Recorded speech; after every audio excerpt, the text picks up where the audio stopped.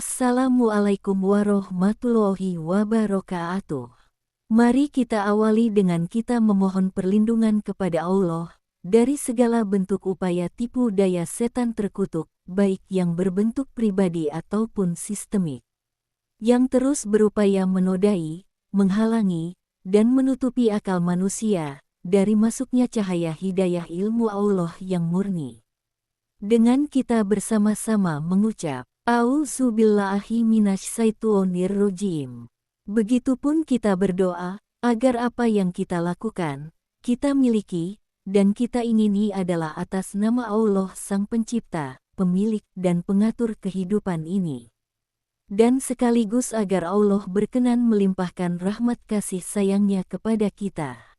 Dengan bersama-sama kita mengucap, Bismillahirrohmanirrohim. 3 pilar kewajiban hidup bagi manusia yang telah sempurna akalnya, yaitu wajib Islam, wajib iman, dan wajib ihsan.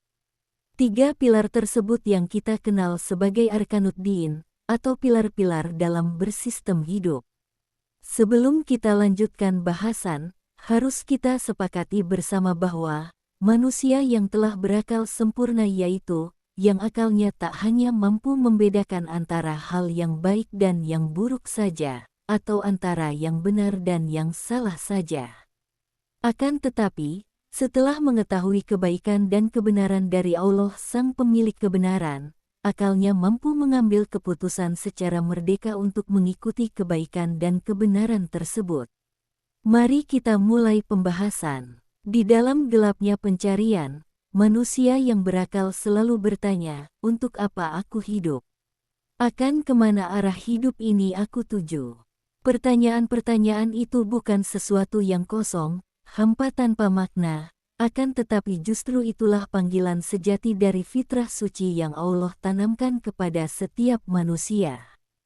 Namun, pada faktanya tidak semua manusia mampu menangkap isyarat hidayah tersebut dan menindaklanjutinya sebagai visi misi besar dalam hidupnya. Lantaran terlalu tebalnya kekeliruan menyikapi hidup, dan bahkan kekeliruan hasrat duniawi itu telah mengakar mendarah daging hingga berwujud budaya lingkungan yang akhirnya dianggap lumrah adanya. Nauzubillah. Allah berfirman dalam surah As-Sariyat ayat 56. Dan aku tidak menciptakan jin dan manusia melainkan supaya mereka mengabdi kepadaku. Maka hidup ini bukan tanpa arah. Dan manusia yang berakal tak boleh membiarkan hidupnya tanpa sistem. Sistem hidup itulah yang dibangun di atas 3 pilar utama, Islam, iman, dan ihsan, yang artinya agar hidup mendapatkan ridho dari Sang Pencipta dan Pemilik kehidupan, Allah Subhanahu wa Ta'ala, maka manusia harus 1. Hidup dalam sistem aturan Islam, bukan dalam sistem-sistem aturan hidup buatan manusia, apapun nama dan bentuknya. 2. Menjalankan aturan Islam harus dilandasi dengan kondisi hati yang iman, yaitu kondisi hati yang telah aman dari gejolak yang dapat merusak nilai penghambaan kita di hadapan Allah. 3. Kondisi hati yang iman itu berwujud sosok hidup yang ruhnya selalu dalam kesadaran mengaitkan segala kejadian kepada Allah, dengan bahasa lain seakan selalu menyaksikan Allah, dan selalu yang dia kenali dekat hanyalah Allah, itulah yang disebut kondisi ihsan. Bab 1, akal yang mengantar pada kewajiban. Allah memuliakan manusia dengan akal, bukan sekadar untuk berpikir, tapi untuk tunduk pada kebenaran. Akal bukan penguasa mutlak, tapi penerima wahyu. Maka, semakin sehat akal seseorang, semakin jelas pula kewajibannya menjalani hidup dengan sistem yang benar. Allah berfirman, sesungguhnya seburuk-buruk makhluk di sisi Allah ialah yang tuli dan bisu yang tidak mengerti, tidak menggunakan akalnya. Quran Surat Al-Anfal, ayat 22. Akal yang tidak beriman akan menjadi alat kesesatan. Sebaliknya, akal yang tunduk pada Allah akan menuntun pada sistem hidup yang hakiki, Islam, iman, dan ihsan. Bab 2. Islam, sebagai pilar kepatuhan lahiriah. Islam adalah kepatuhan lahiriah, sebuah deklarasi tunduk kepada perintah dan larangan Allah yang secara sistemik lahiriah kepatuhannya diperlihatkan di hadapan sosok manusia utusannya, yaitu Nabi Muhammad SAW. Begitu juga bagi umat yang berada di tempat jauh yang tak terjangkau oleh tangan Rasulullah secara langsung. Rasulullah menunjuk para ulil amri dari kalangan mereka sendiri, agar kepatuhan lahiriah setiap muslim di wilayah tersebut diperlihatkan kepada mereka sebagai penyambung suara beliau. Rasulullah Shallallahu Alaihi Wasallam bersabda ketika ditanya oleh malaikat Jibril tentang Islam. Islam adalah engkau bersaksi bahwa tidak ada ilah yang berhak disembah selain Allah dan bahwa Muhammad adalah utusan Allah, menegakkan sholat, menunaikan zakat, berpuasa di bulan Ramadan, dan berhaji jika mampu. Hadits riwayat Muslim. Islam adalah sistem tindakan. Islam mengatur syahadat sebagai komitmen bersama hidup menuju ridho Allah, yang praktek nyatanya harus juga siap dibimbing oleh petunjuk tangan langsung sosok manusia hidup yang bernama Muhammad Rasulullah Shallallahu Alaihi Wasallam. Islam mengatur sholat yang menghubungkan batin hamba dengan Robnya, sekaligus simbol penegakan hidup berkepemimpinan, yang diisyaratkan dalam kondisi bila berwujud imam dan makmum maka 27 derajat ganjaran sholat sangat mudah didapat.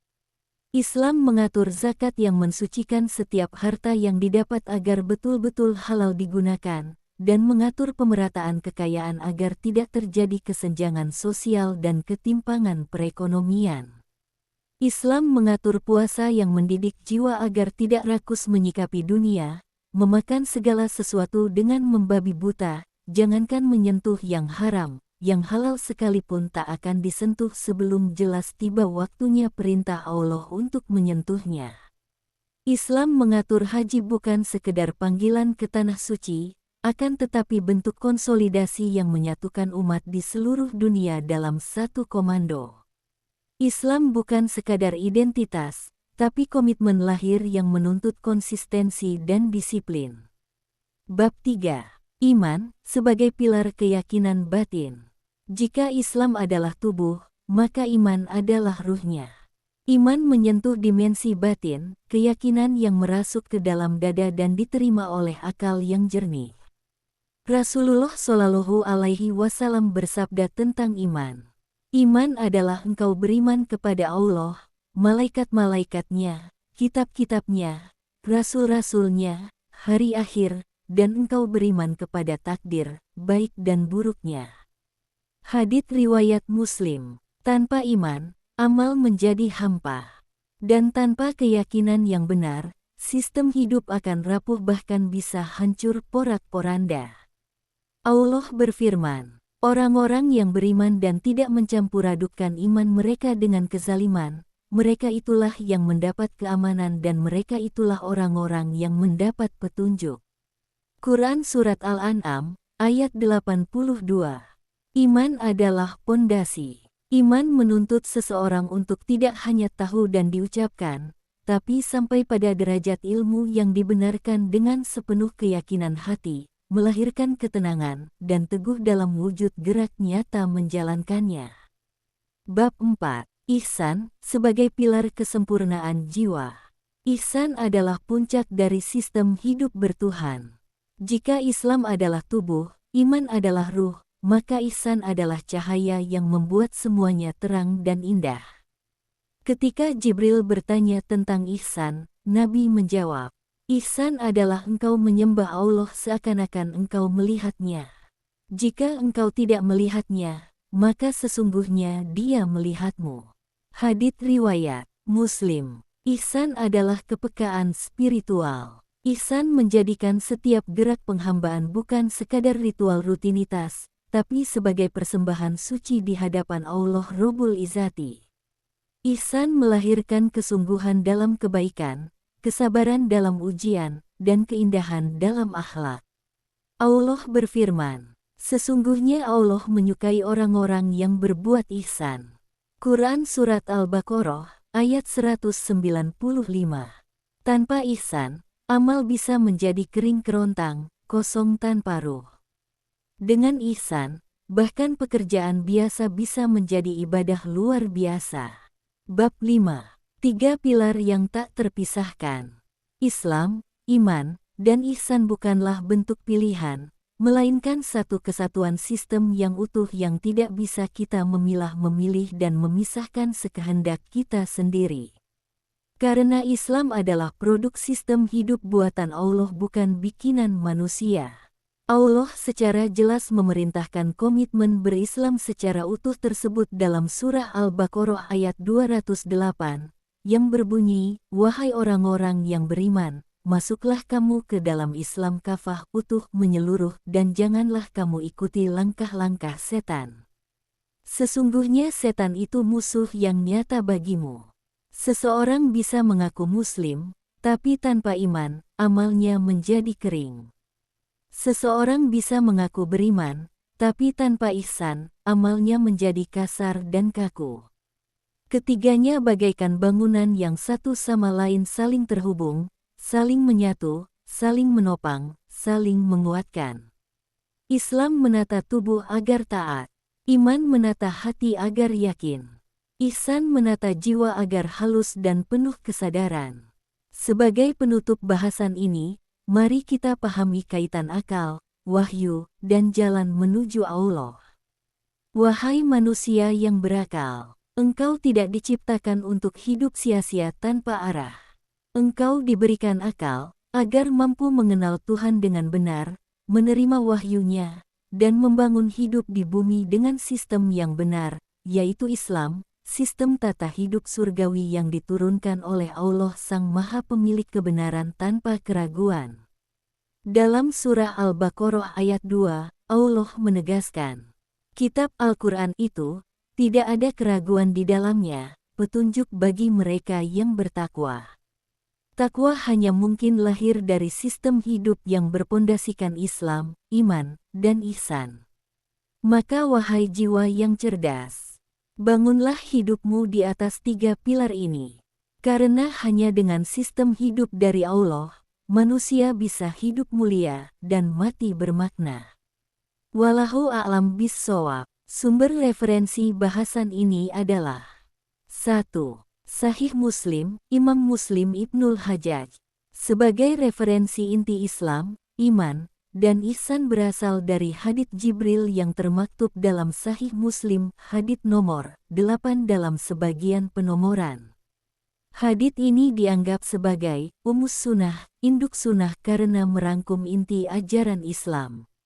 Isi hadits, Jibril datang dalam rupa manusia dan bertanya kepada Nabi tentang Islam, iman, ihsan. 2. Al-Arba'in Nawawiyah, Imam An-Nawawi. Hadits Jibril juga tercantum sebagai hadits kedua dalam kitab Al-Arba'in, yang menyusun 40 hadits fundamental. Imam Nawawi memberi komentar bahwa hadits ini mencakup keseluruhan Islam, lahir dan batin. 3. Al-Muwafaqat fi Usulid Syariah, Imam As-Satibi. Membahas hubungan antara akal dan syariat. Dalam konteks ini, manusia yang berakal sempurna adalah mereka yang mampu memahami hikmah syariat dan menjadikan Islam sebagai sistem hidup, bukan sekedar gerakan ritual tanpa perjuangan nyata. 4. Ihya Ulumuddin, Imam Al-Ghazali. Menjelaskan tentang tingkatan agama, termasuk peran akal, iman, dan ihsan. Dalam kitab ini, Imam Al-Ghazali menjelaskan bahwa ibadah tanpa pemahaman ruhani ihsan hanyalah gerakan lahir. 5. Madarijus Salikin, Ibnu Qayyim Al-Jauziyah. Menjabarkan jalan spiritual suluk dari Islam, iman, ihsan sebagai tangga perjalanan ruhani menuju Allah. Didasarkan atas tafsir ayat, Iyyaka na'budu wa iyyaka nasta'in. 6. Kitab At-Tauhid, Syekh Muhammad bin Abdul Wahhab, menekankan peran iman dan tauhid sebagai dasar segala amal, serta pentingnya pemurnian niat dan ibadah. Relevan dengan narasi tentang iman sebagai pilar keyakinan batin. 7. Al-Aqidah At-Thahawiyah, Imam Abu Ja'far At-Thahawi. Sumber utama dalam menjelaskan definisi iman, hubungan iman dan amal, serta dasar-dasar keyakinan Islam. Digunakan sebagai teks pokok dalam kajian akidah Ahlus Sunnah. 8. Tafsir Al-Quranul Azim, Tafsir Ibnu Katsir. Tafsir terhadap ayat-ayat seperti Surat As-Sariyat ayat 56 tujuan penciptaan. Surat Al-An'am ayat 82 keamanan bagi orang yang beriman. Surat Al-Baqarah ayat 2 Al-Quran sebagai petunjuk. 9. Risalah Qusyairiyah, Imam Al-Qusyairi. Kitab klasik tasawuf yang membahas tentang makam ihsan dan bagaimana kesadaran akan pengawasan Allah muraqabah menjadi puncak adab spiritual. 10. Mukhtasar Minhajul Qohidin, Ibnu Qudamah. Disusun dari Ihya Ulumuddin Al-Ghazali dengan tambahan struktur yang lebih padat. Akhirnya mari kita tutup dengan berdoa. Semoga Allah berkenan menjadikan kita semua insan yang utuh, yang tunduk dengan syariat, yang yakin dengan akidah, yang lembut dengan akhlak, agar Allah berkenan menerangi jiwa kita dengan bersitan ilmunya yang suci, dan menjadikan kita tetap sadar bahwa kita tak punya kuasa apa-apa untuk menalar satu ilmu apapun kalau bukan atas pertolongan Allah. Amin ya robbal alamin.